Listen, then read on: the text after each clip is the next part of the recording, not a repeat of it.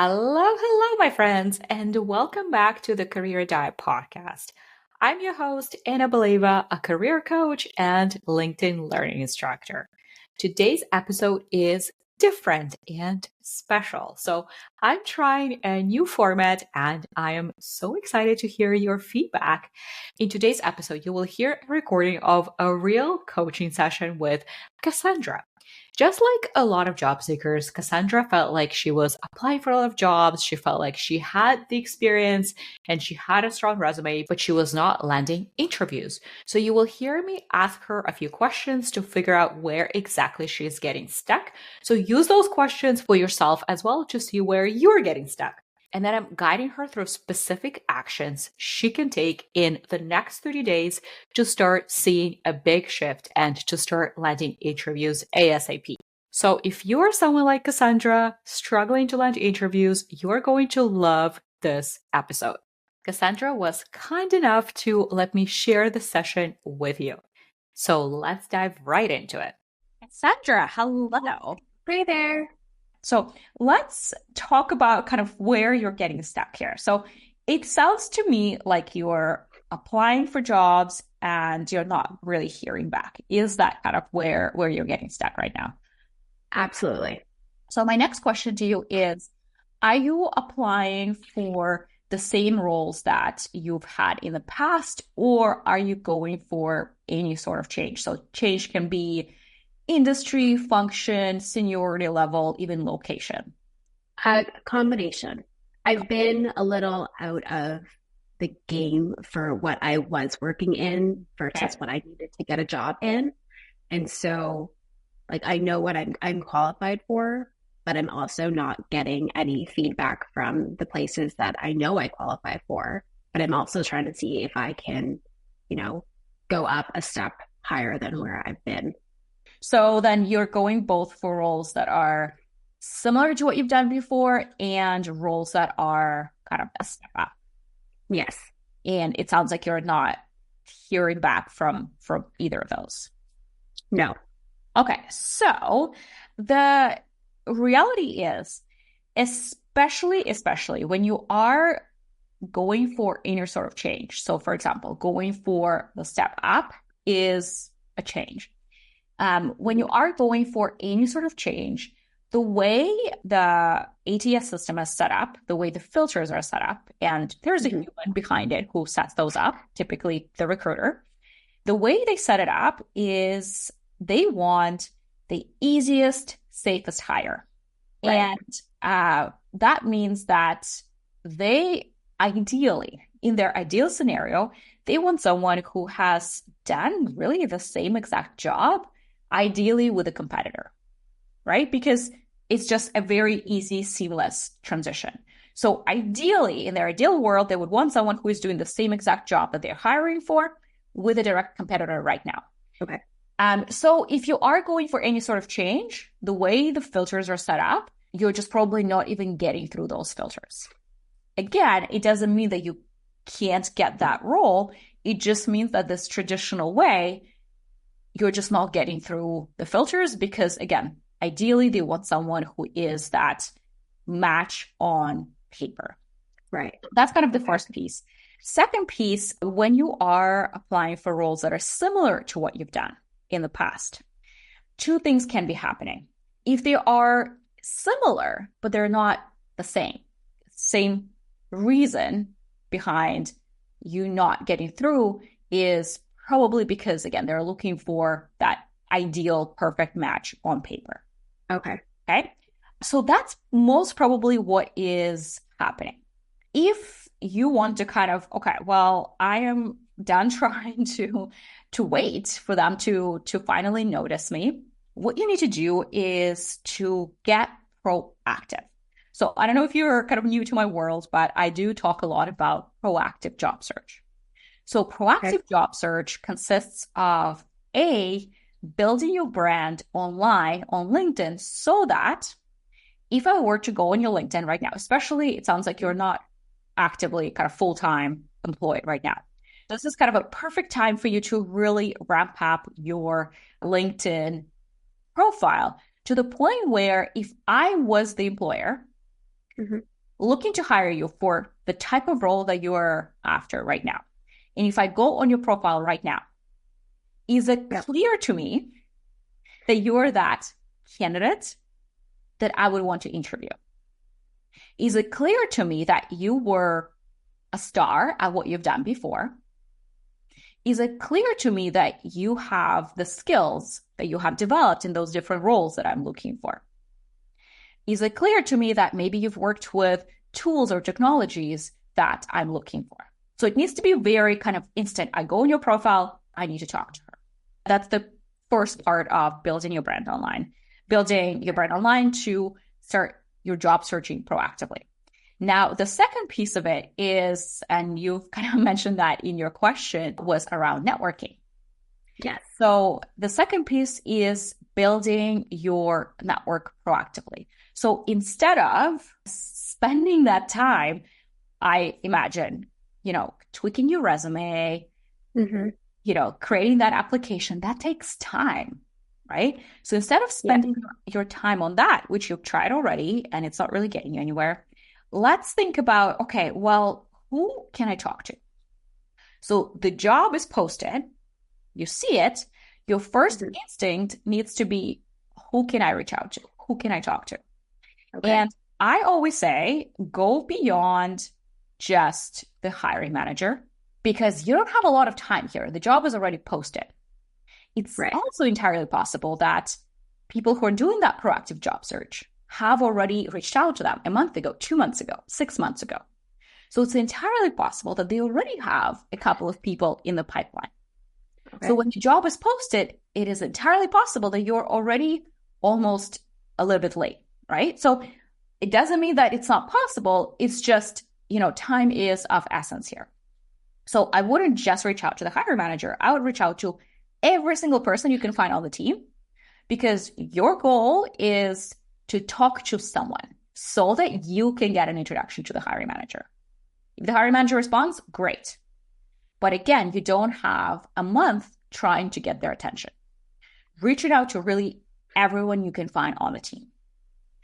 At the same time, because as I mentioned, there are definitely people, and that's kind of the top 1%, those star candidates, who have already met with the hiring manager ahead of this job even opening. The second kind of piece of your strategy here, in addition to reaching out to people on the team when the job is open, is also proactively looking, okay, well, these are my target companies.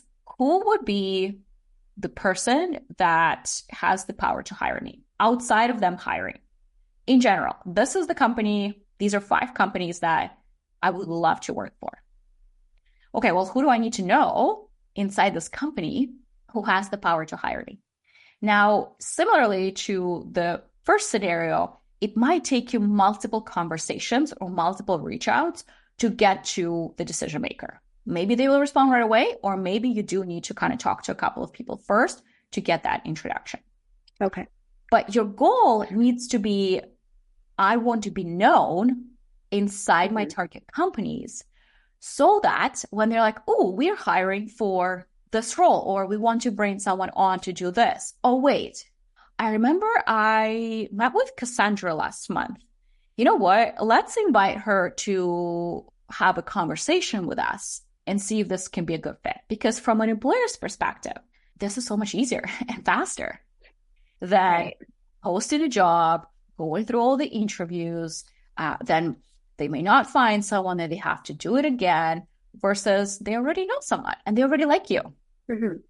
So how does that sound? It sounds good. Okay. Okay. So what's kind of coming up for you as you're thinking through this process? Well, I guess I have to come up with a list of 5 companies that I would want to work for and reach out to see what's available and how I can get an introduction with them. But I'm also curious about, how do I build my brand on LinkedIn? I actually want to say something based on what you said around kind of seeing what's available. So when you think about reaching out to people, what I would think about is doing what I call true networking, which means reaching out to learn. So not to reach out about, what's available or what might be coming up available on their team, but rather your goal is to learn. In fact, I would even think about it this way. Okay, well, I think these might be my target companies, but I haven't worked there, right? Let's actually make sure that they are my target companies. Let's actually learn what they do, what it actually looks like, who their clients are, what the projects are, what people say about working there and being on that team. Let's actually do my due diligence to make sure it is a target company. So when you're thinking about reaching out and having those conversations, I would approach it from learning rather than are they hiring? That's kind of a secondary goal. Got it. Okay.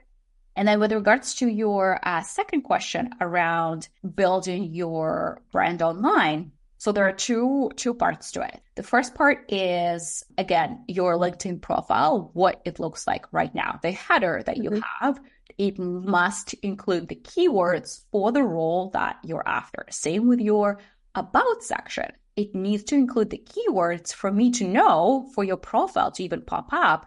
If a recruiter is looking, for example, for someone for a particular role, for your profile to pop up in the about section, it needs to be very clear that this is the type of role that you're looking for, and these are the skills that you bring, and this is what you're really good at.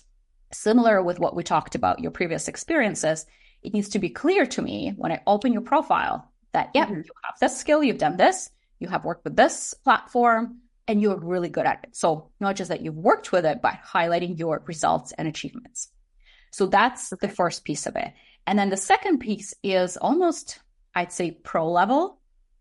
And that is where you are now proactively actually creating content on LinkedIn. It doesn't mean that you need to become a content creator and influencer, but rather, okay, what is my area of expertise? What have I learned so far in my journey that I can start sharing? Because every time you share something, and every time anyone who is in your first degree connections, every time they like it, support it, comment on it, everyone who is in their first degree connection now sees that. So now your network expands just by tenfold immediately. And it can be you posting about, your journey exploring what's next, or your journey looking into this type of company, or this is the type of networking conversation that I had, and this is what I learned. So it can be that journey, very kind of attractive in general as LinkedIn type of content.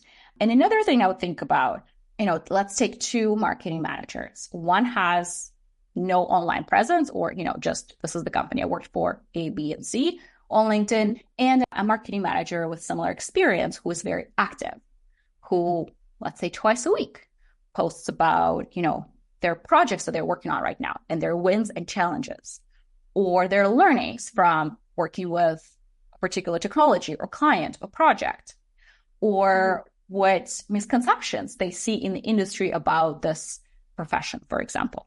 So the second person immediately, just because they talk about it and share it, comes across as someone who is a thought leader, someone who is more senior, right? Because they show their expertise online.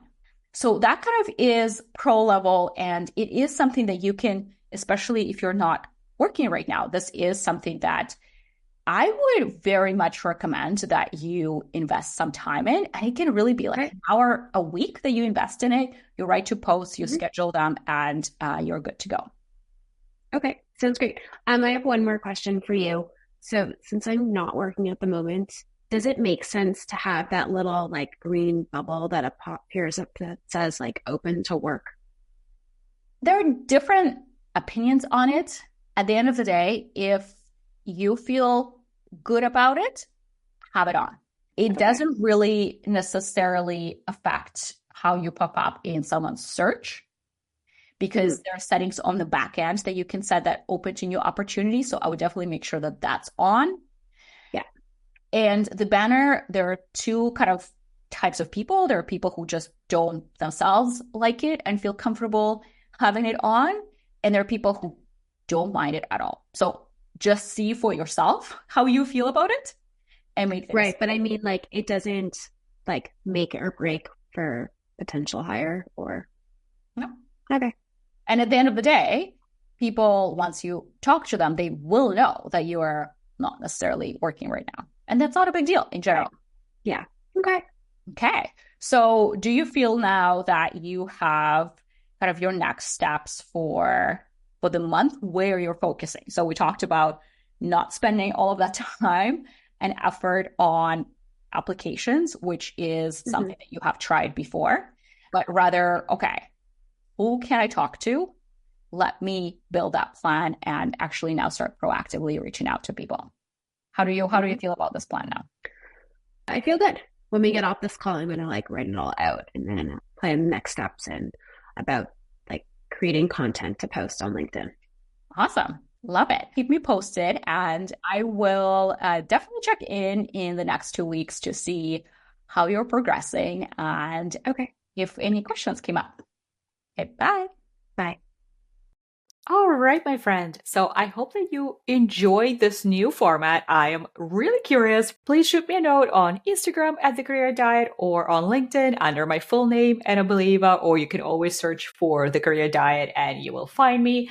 Send me a message and let me know how you liked this format because I would love to continue to share real life examples, real life situations, so you can see that you're very much not alone in where you're getting stuck and you can start implementing strategies that work and start seeing a difference. And if you were listening to this episode and you were thinking, wow, I would love this level of support in my journey towards my dream career, you're in the right place. Then your next step is to watch my free masterclass, Get Career Clarity and Land a Dream Six-Figure Role, where I break down the exact 4-step strategy that my clients use to get to their dream role so you can start taking action today. And in the masterclass, I also share how we can work together. So if that is something you want to dive into next, head to thecareerdiet.com/dream job or use the link in the show notes to access the masterclass and start your journey towards your dream career. All right, my friend, that's it for today's episode. I will be back next week. Bye for now.